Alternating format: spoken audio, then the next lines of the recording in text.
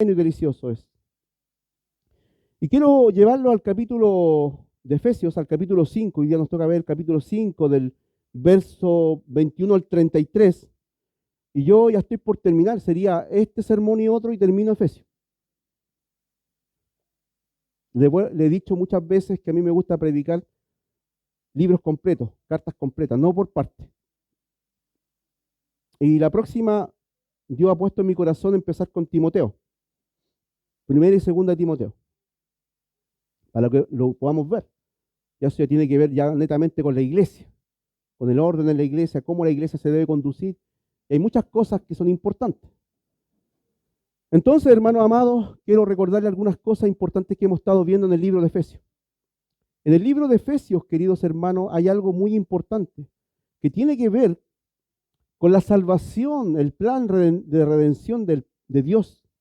Dios ha llamado a un pueblo, lo ha hecho una nueva creación y le ha dado la autoridad, le ha dado las bendiciones, le ha dado el espíritu, le ha dado todas las cosas, hermanos, para poder representarlo correctamente en este mundo. Nosotros, hermanos, tú y yo, somos representantes de nuestro Señor Jesucristo. Cristo se fue, pero nos dejó a nosotros para ser lumbreras, luminares, dice en este mundo. Usted y yo tenemos una tarea, tenemos una responsabilidad, tenemos una misión que cumplir y debemos reflejar, hermano, al mundo, a la sociedad, esta imagen de Cristo.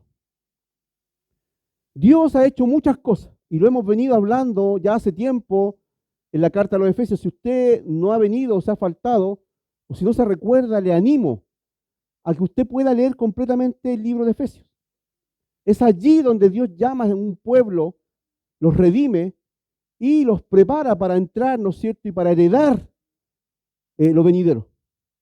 Pero antes de entrar, el Señor nos manda, ¿verdad?, a vivir una vida consagrada, una vida piadosa, una vida que refleje su carácter, que refleje su santidad, que refleje el fruto, que dé mucho fruto. Una iglesia que muestra al mundo esa luz de Dios, hermano. Y del capítulo 1 al 3, Pablo nos enseña acerca de esta teología, acerca de esta doctrina, que es tan importante. Para mí es importante la doctrina. Para mí es importante el conocimiento. Para mí es importante, yo sé que para la iglesia también es importante conocer a Dios. Porque Dios se nos revela a través de su palabra, hermano. Dios no ha dejado el Antiguo y el Nuevo Testamento, no ha dejado su palabra escrita para que nosotros pudiéramos conocerle, pudiéramos conocer su voluntad y pudiéramos también adquirir sabiduría por medio de esta verdad. El conocimiento nos va a permitir tener discernimiento. El conocimiento nos va a dar luz de todas las cosas. El conocimiento nos permite tomar buenas decisiones y ser sabios. El conocimiento nos muestra lo bueno y lo malo. Por eso que no hay que desechar el conocimiento. Estoy hablando del conocimiento de lo alto. No lo confunda con el conocimiento terrenal. Por favor. Quiero que a usted le quede claro eso. El conocimiento y la sabiduría terrenal, Dios la considera abominable. La considera satánica incluso, diabólica, carnal. Pero la sabiduría que viene de lo alto es benigna, es buena, es bondadosa, es santa, es pura y viene de Dios. Cristo es quien nos da ese conocimiento y es el Espíritu Santo quien nos recuerda ese conocimiento, hermano. Así que tampoco podemos sacar al Espíritu Santo de esta ecuación, para nada. Él es importante y Él es quien está tratando hoy día con nuestras vidas. Es el Espíritu Santo. Porque nuestro Señor Jesucristo está a la diestra de Dios Padre hoy día intercediendo por nosotros.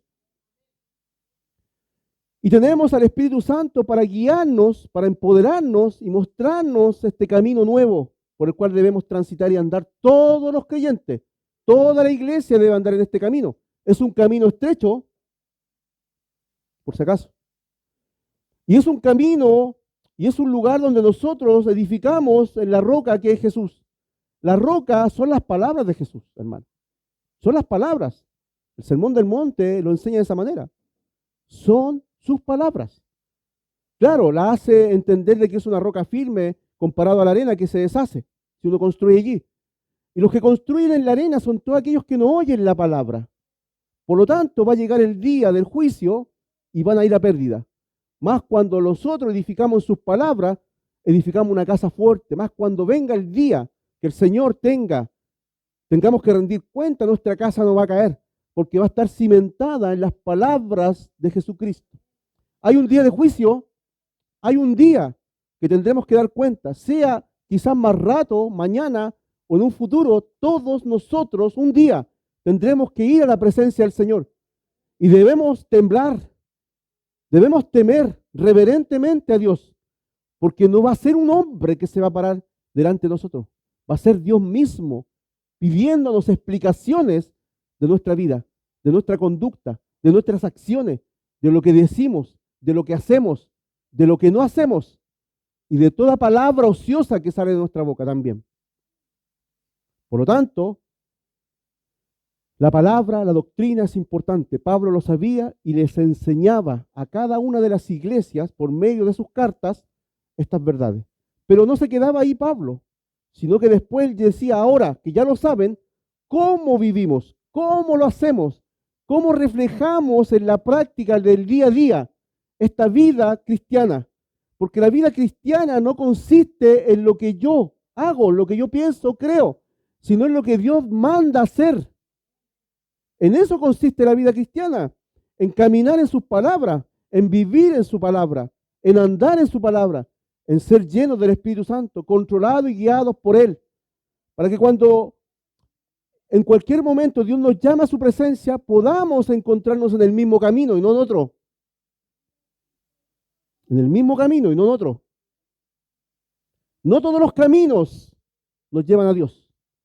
Jesús dijo, yo soy el camino, la verdad y la vida. Nadie viene al Padre sino a través de mí. Y esa es una verdad absoluta, hermano. Una verdad que debemos nosotros concientizarnos, debemos nosotros guardarla y debemos entenderla correctamente. ¿Usted está despierto o está durmiendo? Porque hay vírgenes, de acuerdo al relato, antes de la venida del Señor, que habían 5 que estaban cabeceando. Habían 5 sin aceite y habían 5 con aceite. Habían 5 preparadas y eran 5 insensatas.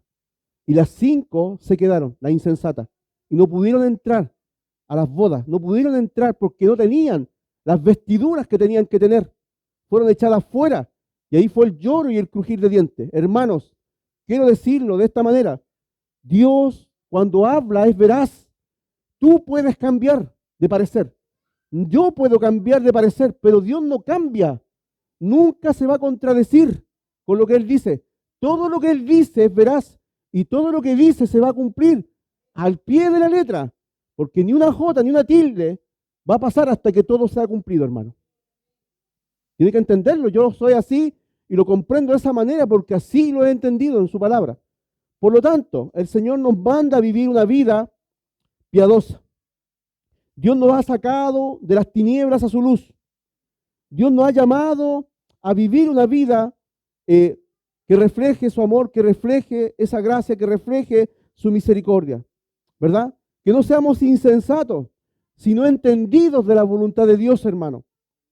Dice más arriba, antes de comenzar, no os embriaguéis con vino, en lo cual hay disolución. El vino representa toda la carnalidad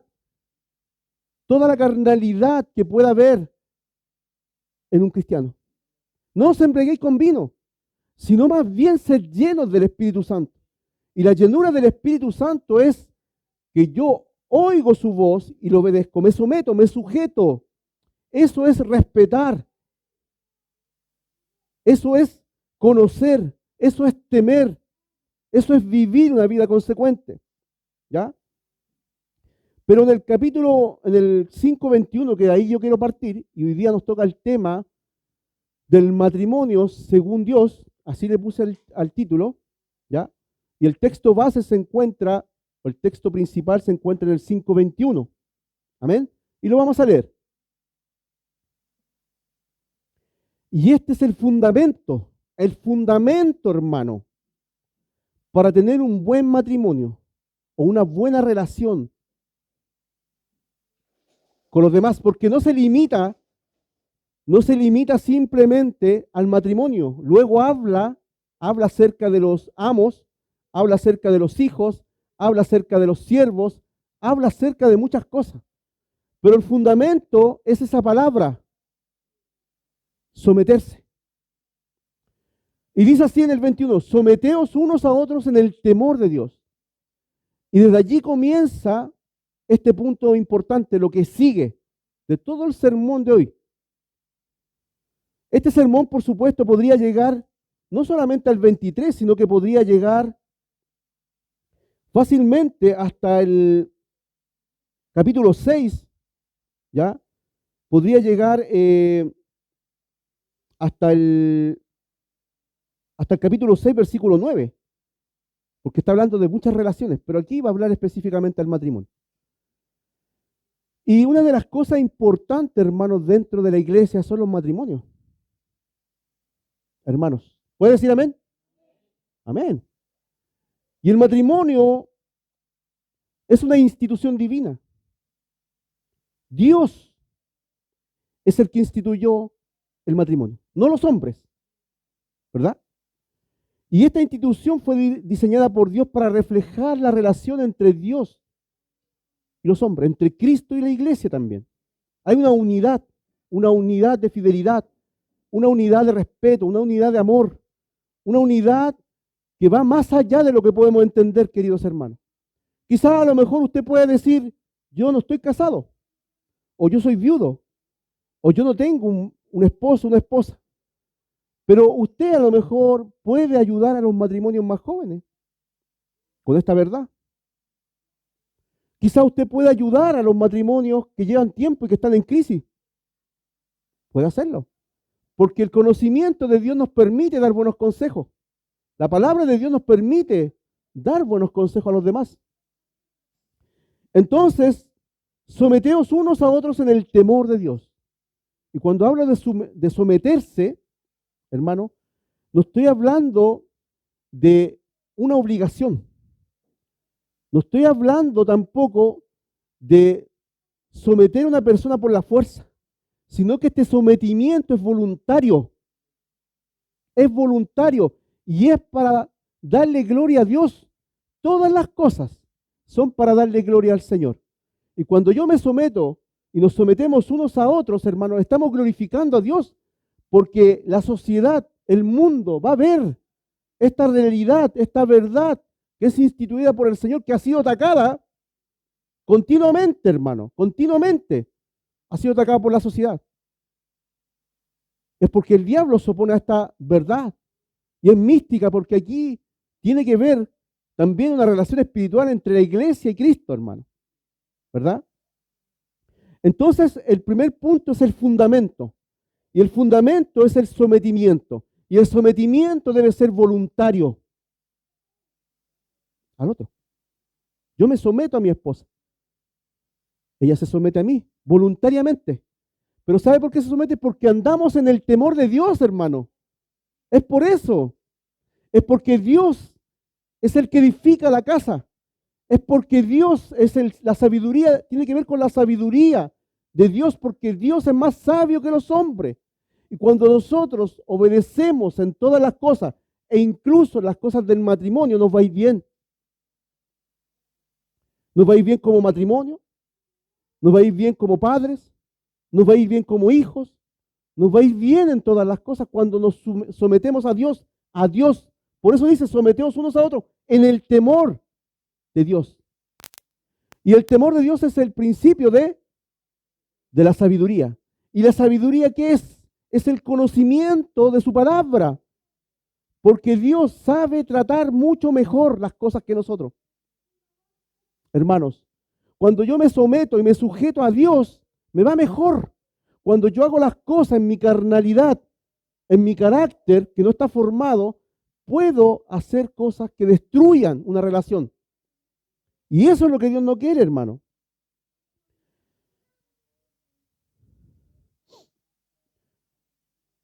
¿Qué significa entonces esto?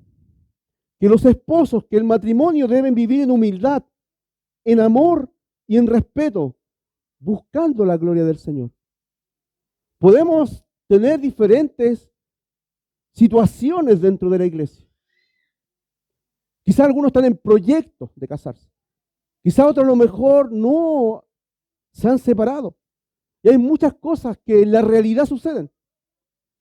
Y muchas veces suceden porque nosotros hemos descuidado quizás una parte importante de la sabiduría y del temor de Dios. Y que el Señor nos pueda librar también de todo aquello, porque ninguno de nosotros está libre de que el diablo pueda venir a destruir.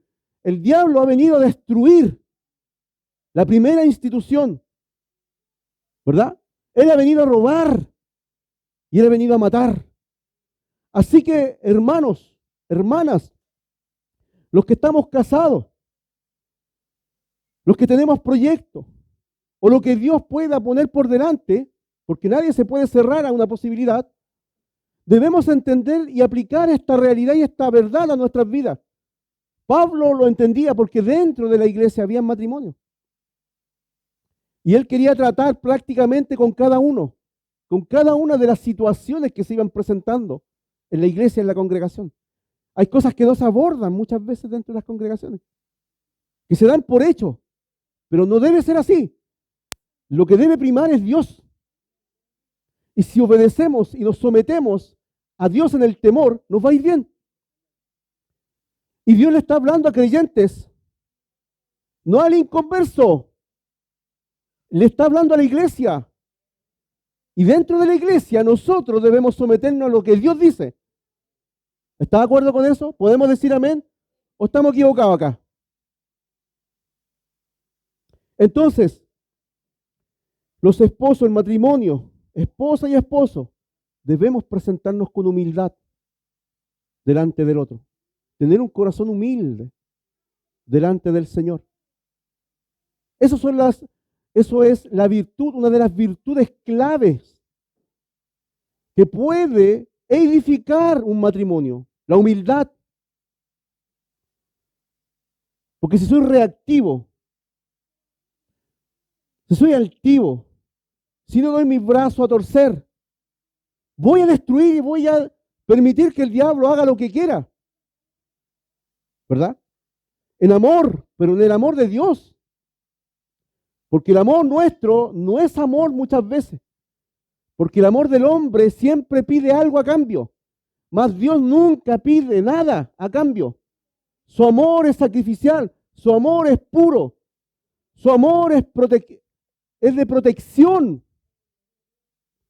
Y así nosotros como varones y las hermanas también deben entender esta verdad. Debe haber respeto dentro de un matrimonio, hermano. Respeto. Respetarse, no levantarse ni decirse cosas que sean desagradables, no hiriéndose, no abriendo heridas, no destruyéndose, porque el matrimonio es un caminar con otro junto en un proyecto con Dios. Quizás podemos decir, mi esposo, mi novio, mi novia no es todavía conversa. ¿Verdad? Podemos decir, puede pasar. ¿Existe el yugo desigual? Claro que existe, por supuesto. Pero allí es donde la esposa y el esposo, ¿verdad?, reflejan a Dios. Y ese hermano y esa hermana, ese matrimonio, puede ser ganado para Cristo. ¿Verdad?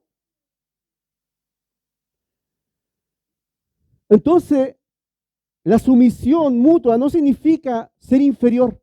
Quiero dejarlo claro. Porque de este mundo, decir someterte es pensar en que el otro es inferior y que tú le tienes el pie encima. La sociedad funciona así, mas Dios no funciona así.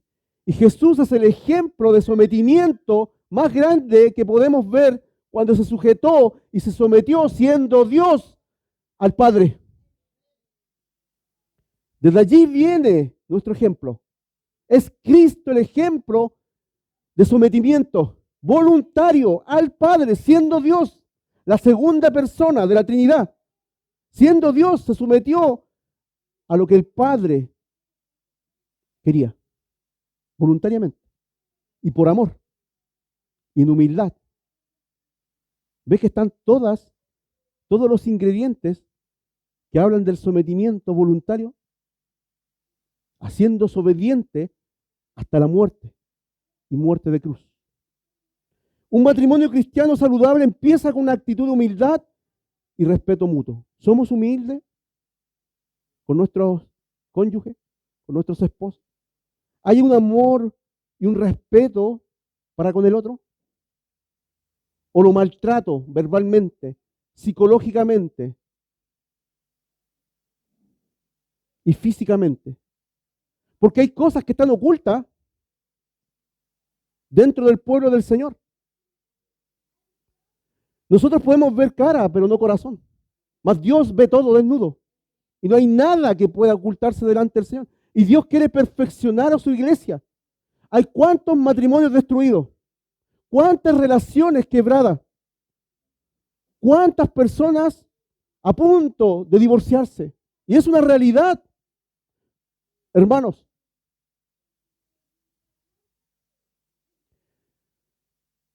En el verso 22 al 24, el Señor toma el rol de la esposa y dice que se someta como a Cristo a su esposo.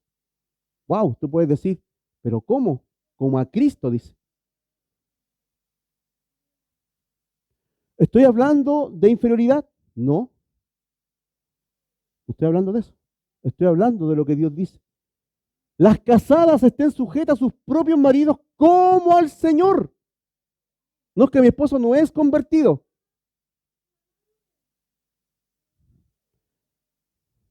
Pero tú tienes que reflejar a Cristo. Y usted tiene que obedecer a Cristo.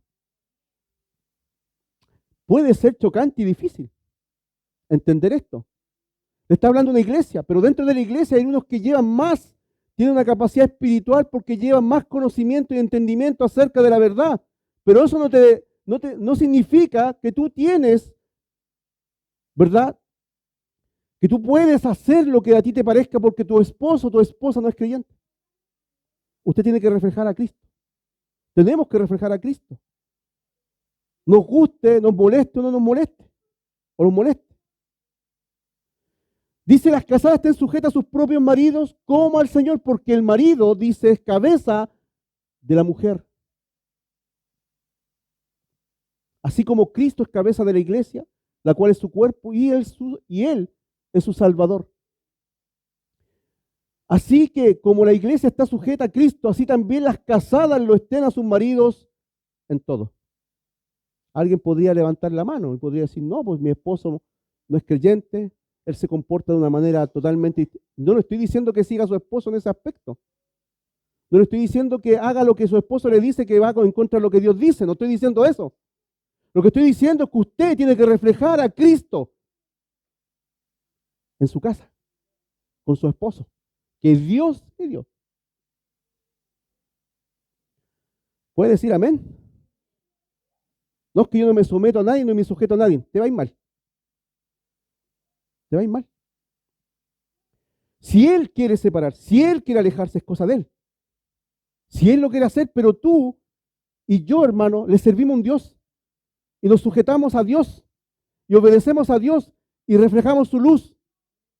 Por lo tanto, cuando nos sujetamos unos a otros, dentro de los creyentes hablándole, Pablo le dio una instrucción precisa en 1 Corintios a las que estaban casadas con alguien que no tenía al Señor. Le dijo, gánate a tu esposo con tus virtudes, muéstrale al Señor para que sea ganado,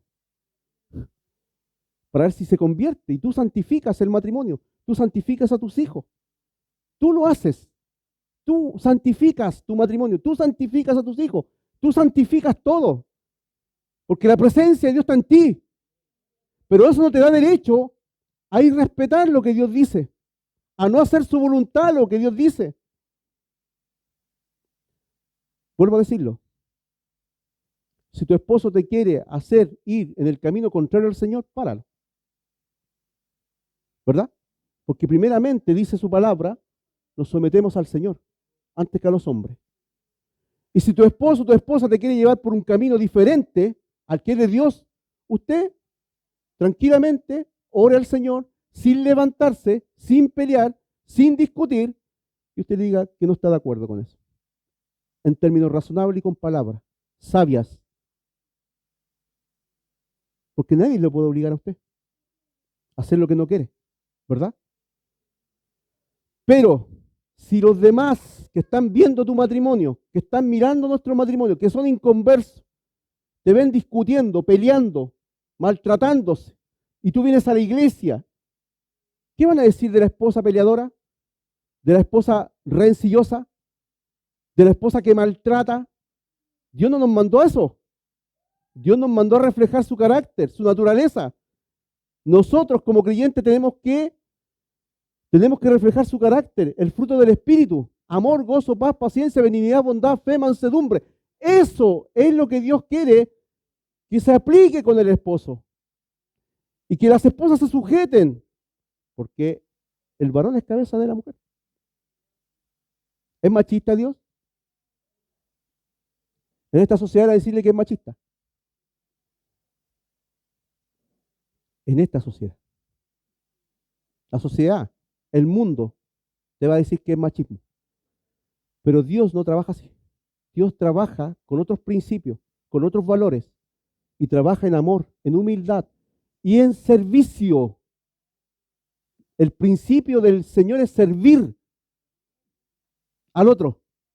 Por lo tanto, en esa sujeción tú sirves a tu esposo, en ayudarle, en guiarle, en darle buenos consejos, en edificarlo, en ayudarlo cuando esté, en fortalecerlo, en consolarlo, en entenderlo. Eso lo tienes que hacer tú como creyente. Tú como creyente no le puedes pedir a alguien que no tiene a Cristo y que no ha sido formado en Él algo que no tiene. No puede darlo. Pero cuando te ve a ti haciéndolo, ese va a creer. Va a creer en Dios. Y va a ver algo maravilloso. Porque va a decir: mi esposa me mostró a Cristo. Mi esposa me alienta, mi esposa me ayuda, mi esposa me fortalece. Mi esposa me trata bien. Me alienta y me anima cuando estoy desanimado, cuando estoy aproblemado, cuando estoy pasando por necesidades espirituales. Ella ora por mí, de servicio. Tienes que servir. Y en tu casa, y si estás casada, a tu esposo. ¿Quién debe mostrar a Cristo en la casa? ¿Le digo un secreto? El creyente. El creyente, hermano. Ahora, si los dos son creyentes, mucho mejor. ¿Por qué? Porque se hace más fácil el camino. ¿Verdad? Porque el esposo va a tomar el rol que tiene que tomar, el que le corresponde, ser cabeza espiritual. Pero mientras él no tome el rol espiritual, hermano, usted tiene que estar orando para que se convierta. Usted tiene que estar mostrando a Cristo para que él vea a Cristo. Para que él en algún momento clame y no diga: ah, esta es la iglesia, así son las mujeres de la iglesia, así se comportan las mujeres de la iglesia, peleadoras, rencillosas. ¿Habla, Señor, o no? No. ¿No? Aquí no pasa. No pasa en esta iglesia. Gloria a Dios. Santo, santo. Santo su nombre. Amén. No pasa eso.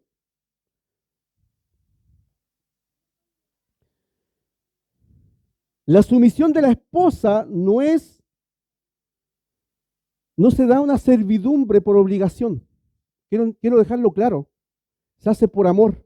Cuando yo sirvo a mi esposo, lo sirvo porque amo al Señor, porque yo tengo la carga de la verdad y de la espiritualidad, y yo tengo la carga de mostrarle a Cristo al otro. Es un acto de amor. En eso se basa todo esto. Y de obediencia a Dios. Así como la iglesia sirve a Cristo, ama a Cristo y se somete a Cristo. Y si el esposo es creyente y ha tomado el rol, debe seguir el liderazgo espiritual de él. No ella poniéndose por cabeza espiritual en el matrimonio. ¿Por qué cree que hoy día abundan las pastoras en todos lados? Por dos motivos. Primero, porque el hombre no ha tomado su rol. el que le corresponde, como cabeza de la iglesia, como cabeza espiritual. Porque ahí lo dice. Dice ahí. Porque el marido, dice, es cabeza de la mujer, así como Cristo es cabeza de la iglesia, la cual es su cuerpo. Pero dice también que Cristo es la cabeza del hombre. Y la cabeza de Cristo es Dios, el Padre. Hay ahí un orden espiritual. Pero me he dado cuenta que las hermanas toman un rol que Dios no les mandó a tomar, porque los hombres no han hecho lo que tienen que hacer. Y es lamentable. Es lamentable. Dios va a usar a cualquiera. A cualquiera. Porque ni el hombre ni la mujer, en el hombre ni la mujer hay mayor uno que otro. Dios nos ha dado las mismas capacidades, ¿verdad? Las mismas oportunidades, el mismo espíritu. Pero el hombre tiene que tomar su rol, que Dios se lo dio. Y no lo hace. No lo hace, hermanos. La sumisión no implica abuso ni dominación, ni dominar al otro, sino reconocimiento del liderazgo que Dios ha dado al esposo. La esposa es una ayuda idónea, desde el principio eso fue dicho. Y Dios no cambia. La mujer es ayuda idónea de su esposo. Y el hombre no fue creado por causa de la mujer, sino la mujer por causa del hombre, para ser ayuda idónea. Pero esto no significa que la mujer sea inferior al hombre. Y lo quiero dejar claro. Tú, hermana, no eres inferior a ningún hombre. Pero el Señor te ha puesto para ser ayuda de ese varón que es tu esposo. Para que le sirvas en el amor del Señor. Para que ores por él. Para que le alientes. Para que le muestres el camino. Para que le hables. Para que tengas paciencia. No es un bebé tu esposo. Pero tú como esposa tienes que edificar tu casa. La mujer sabia edifica su casa. Más la necia con su mano la destruye. ¿No dice así la Escritura? Entonces la sumisión se da cuando la esposa respeta, apoya y anima a su esposo a ser el líder que Dios quiere que sea. Espera, Dios está obrando en él. Dios está trabajando, no te desesperes, hermana. Porque siempre son las mujeres, las hermanas que siempre van a la iglesia. Pero son los hombres los que faltan siempre y fallan. Una esposa sabia influye positivamente en su esposo, con amor y respeto. Y dije recién en Proverbios 14:1, la mujer sabia edifica su casa, más la necia la destruye. La destruye, hermano, la destruye. Y es terrible, hermano. ¿Y es por qué? Porque falta sabiduría de Dios, falta sometimiento, faltan cosas. Pablo lo estaba explicando. Pablo no quería que la iglesia se destruyera, no quería que los matrimonios se separaran, sino que ellos se sujetaran y glorificaran al Señor, porque todo es para gloria de Dios, hermano. Para mí es complejo este tema, porque hay muchas preguntas que se pueden hacer, y voy a hacer un estudio bíblico desde marzo en adelante para los matrimonios, en este mismo lugar. Ahora, ¿cuál es el rol del esposo? Versos 25 al 30. Es que el Señor no solamente le habla a la esposa, ahora le habla a los varones. Veamos lo que dice. Y ahí la hermana va a decir, amén, amén, amén, siga pastor, siga. Diga hablando, pastor, siga. Ya nos dio el Señor duro. Siga diciendo, ¿qué? Ay, señores, la parte más difícil. Dice, maridos, amad a vuestras mujeres, así como Cristo amó a la iglesia y se entregó a sí mismo por ella. Está hablando de un amor sacrificial. ¿Qué está diciendo? Para santificarla. ¿Qué es lo que hace el varón? La purifica a través de la enseñanza, a través de la palabra, porque el varón tiene que tomar ese rol espiritual como sacerdote de su casa. Él tiene que conocer la Escritura, ¿verdad? Estamos hablando de una pareja cristiana idónea, ¿verdad? ¿Sí? Hay tarea para los varones.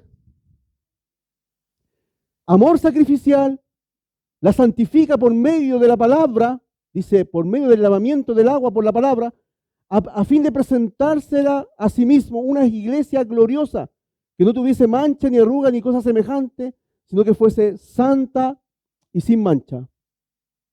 Hasta el 30, sigamos.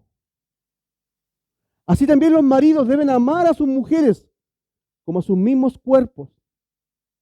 El que ama a su mujer a sí mismo se ama, porque nadie aborreció jamás a su propia carne, sino que la sustenta. ¿Ve?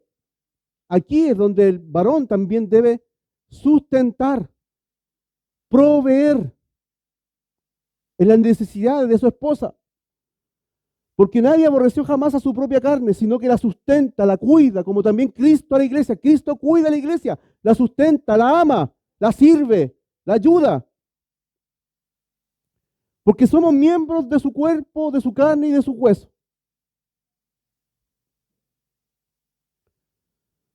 Y dice que el marido y los esposos son una sola carne.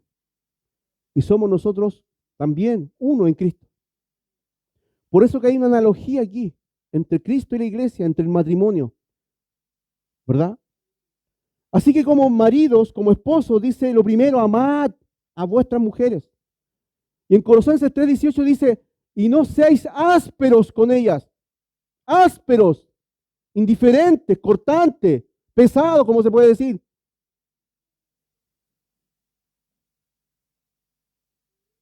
Así lo dice. Hay hombres ásperos con sus esposas, con sus mujeres, cortantes. No las tratan bien, las tratan mal, pésimo.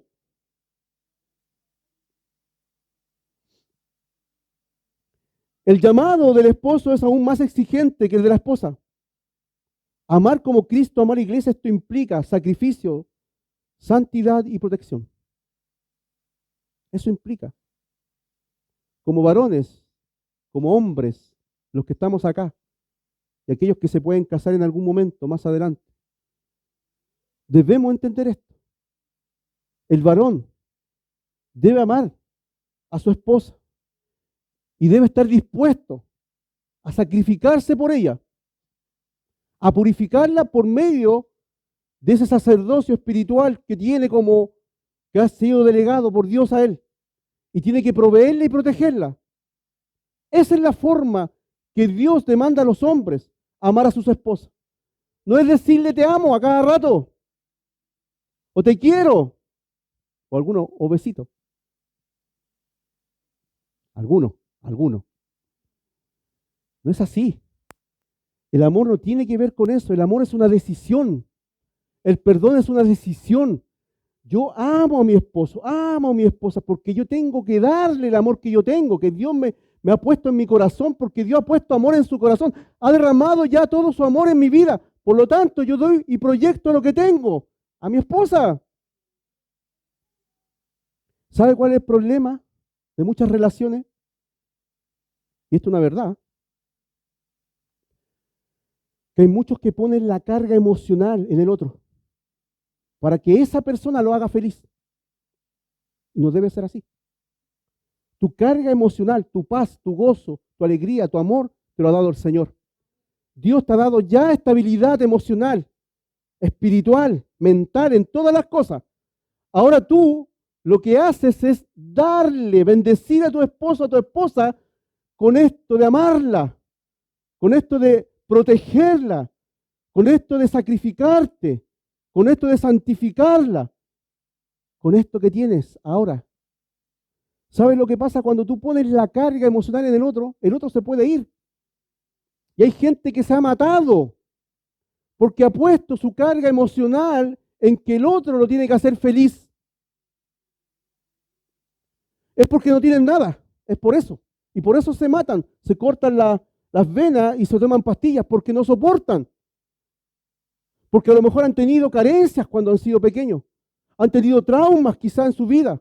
A lo mejor nadie les dio afecto. A lo mejor nadie les dijo te amo. A lo mejor nadie les dijo te quiero. A lo mejor siempre recibieron malas palabras y malos tratos. Y es por eso que tienen una carencia en su corazón. Y es por eso que cuando aparece alguien diciéndole cosas, se entregan completamente. Pero esa persona puede cambiar. Dios no cambia. Dios no cambia. Él te ama hoy, te amó ayer, hoy y mañana. Y nunca va a cambiar. Usted no debe ponerle la carga a otro. Si el otro le da ese amor, recíbalo como una bendición. Porque uno da lo que tiene, no lo que no tiene.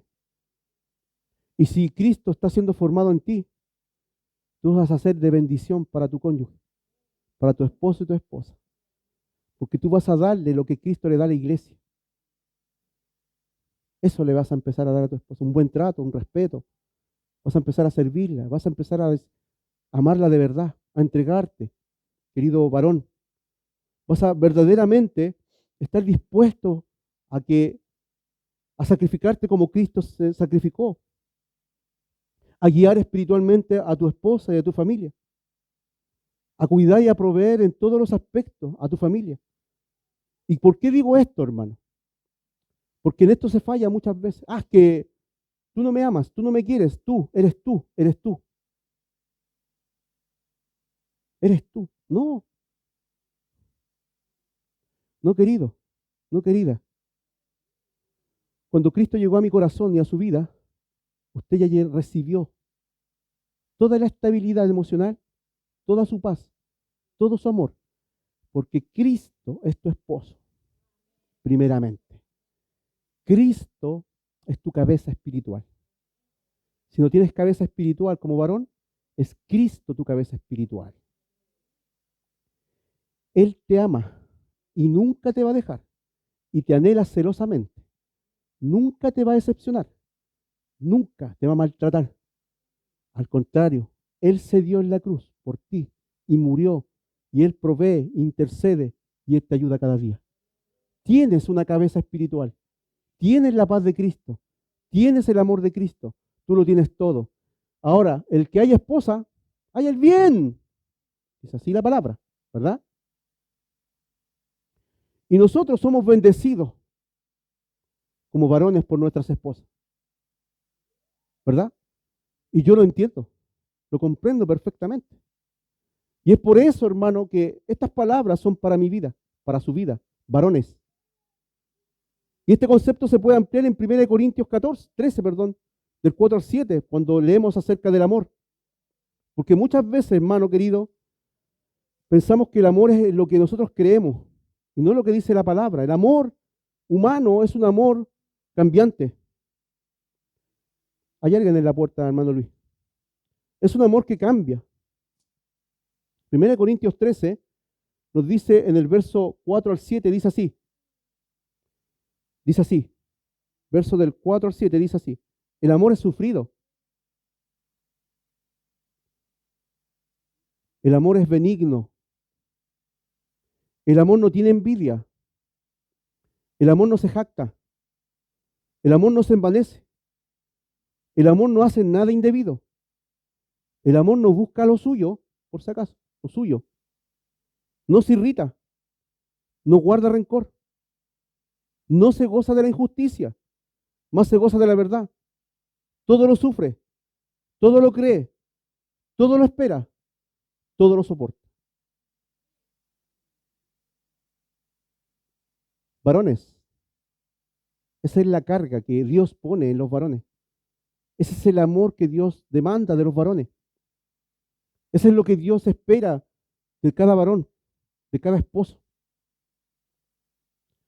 Una de las cosas más importantes dentro de un matrimonio, podríamos decir que son dos. Una es que el hombre ame a su esposa, la ame, como Cristo amó a la iglesia, lo hemos dicho y lo describí. Y otra cosa, que su esposa o su mujer respete a su esposo. Lo respete, no lo irrespete. Porque irrespetar es lo peor que a un hombre le puede suceder. ¿Sabía usted? Mujeres, lo peor que puedes hacer a un varón es que lo irrespetes. El varón lo que él hace, todo lo que él hace, lo hace pensando en que su mujer lo va a respetar, en que le va a agradecer.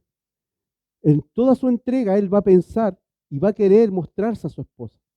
Pero cuando su esposa lo irrespeta y no lo reconoce, al contrario, lo hunde, entonces ese varón se siente en su corazón y le entra un daño, le produce daño. Así como a una mujer cuando no la atienden y no la aman como corresponde, también le produce un daño en su corazón. Y es por eso muchas veces que muchos matrimonios se separan, porque su mujer no recibe el amor de su esposo como corresponde, tal cual como se escribe aquí. Y los esposos son irrespetados continuamente por su esposa. Pasan por delante de él y hacen absolutamente lo que bien les parece, los dejan en vergüenza delante de todos y hablan de ellos delante de todos y los exponen delante de todos. Nunca haga eso, amada, nunca lo haga, porque usted está creando dentro un monstruo.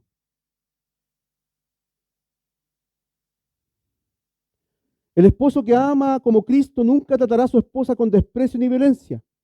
El liderazgo del esposo no es autoritativo, ¿ya?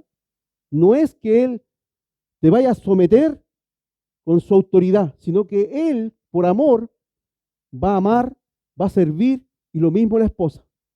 Siempre siempre en el ámbito del respeto y del amor, sino que el servicio debe ser por amor. Finalmente, en el 31 al 33 se nos muestra el misterio de Cristo y la iglesia. Por esto dejará el hombre a su padre y a su madre y se unirá a su mujer y los dos serán una sola carne. Esto lo dice desde el principio, pero también lo muestra en la iglesia. Nosotros somos uno con Cristo. Por eso que no podemos, hermano, mirar y buscar afuera de Dios, porque estamos irrespetando a Dios. No estamos siendo infieles con Dios. No estamos amando a Dios.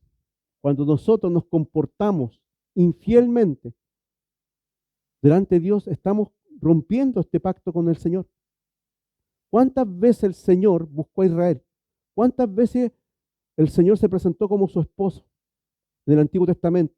¿Y cuántas veces el Señor llamó a Israel su esposa?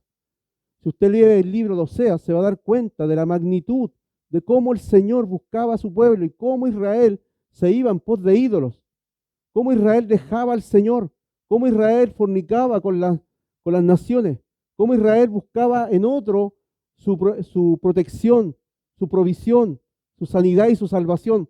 ¿Cuántas veces Israel le dio vuelta la espalda al Señor? ¿Cuántas veces Israel hizo lo que Dios, ¿verdad?, le desagradaba? ¿Y cuántas veces el amor de Dios los persiguió, les habló, los llamó, los perdonó? ¿Cuántas veces el amor del Señor ha sido y ha permanecido fiel? Esa es la manera de amar de Dios. Es un Dios que perdona, un Dios misericordioso, un Dios que provee, un Dios que fortalece, un Dios que ayuda, un Dios que no desampara, un Dios que no deja. ¿Pero por qué? La iglesia muchas veces no ama a Dios como como Dios merece ser amado. El matrimonio es un pacto y un pacto se arma a través de la confianza. Un contrato es diferente porque se arma delante de la ley. Pero un pacto tiene que ver con la confianza que yo pongo en uno o el otro. Nosotros confiamos en las promesas de Dios y la palabra del Señor. Y Dios cumple. Eso está basado en un pacto, en confianza, en fe. Más nosotros muchas veces no hacemos caso a ese pacto y lo rompemos. Y es lo que Dios no quiere. La unidad del matrimonio refleja la unidad entre Cristo y su pueblo, lo dije recién. El respeto y el amor son fundamentales para una relación saludable. El llamado final es este. Esposas, ¿están apoyando y respetando el liderazgo de sus esposos? Usted lo sabe. Esposos, ¿están amando a sus esposas con el amor sacrificial de Cristo? Tarea para nosotros. Como iglesia, ¿estamos reflejando el amor de Cristo hacia los demás? Que Dios nos pueda ayudar y nos puede ayudar en este tema. Pablo estaba preocupado de la iglesia y él trató este tema. Espero que usted lo siga leyendo. Hay mucha más información acerca del matrimonio. Y voy a estar avisando en marzo, lo más probable que a mediados de marzo, para poder hacer estas charlas, estos estudios que tienen que ver con el matrimonio. Si usted quiere participar, por supuesto, está abierto. No vamos a hacer un culto, va a ser estudios, pero presencial, porque ahí van a salir preguntas. Vamos a orar al Señor y vamos a pedirle que Dios nos ayude y que el matrimonio sea según Dios en nuestras vidas. Padre, en el nombre